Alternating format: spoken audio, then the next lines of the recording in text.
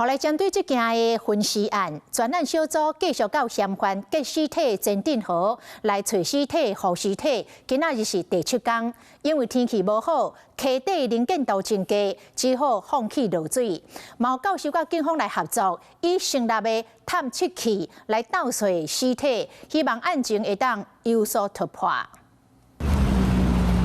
另外，这细只船伫咧河面上细看，高雄惊人的分尸案，敲锤进入第7天，无奈落雨，溪水路，敲锤行动困难。底下烂泥巴是根本看不到的，潜水人员几乎都是用摸的，用手去摸的，会有空间迷失的，东西南北什么地方都不知道。天冷水寒，看无明是藏水源的大考验，就惊敲锤无进展，成立真做大工程。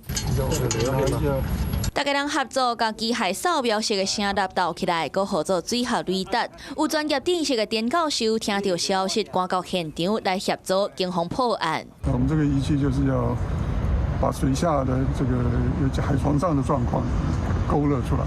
昨天是锁定大概半径50米的这个范围里面，他把河床底下大概有什么地方会有东西、有异样的地方，他都把我们标出来了。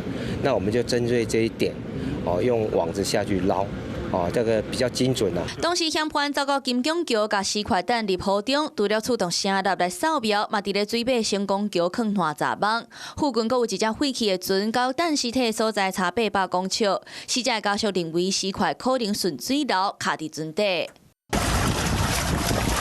昨工作的时，阁出现状况。藏水员伫咧25、26码头敲锤时，因为wat海水深看袂明，加上细只船的引进过程，中间失联半点钟。跑了那么久，跑去哪里？跑到那个涵洞里面去做搜索，很多石头，废弃的石头，然后还有一些钢筋。海防海警真强，嘛愈来愈危险。利用仪器来倒3工，毋望案情会当有进展。 Hello， 我是林明瑞。想要抢先掌握最及时的新闻资讯吗？赶快订阅、按赞、开启小铃铛，锁定我们华视新闻的 YouTube 频道。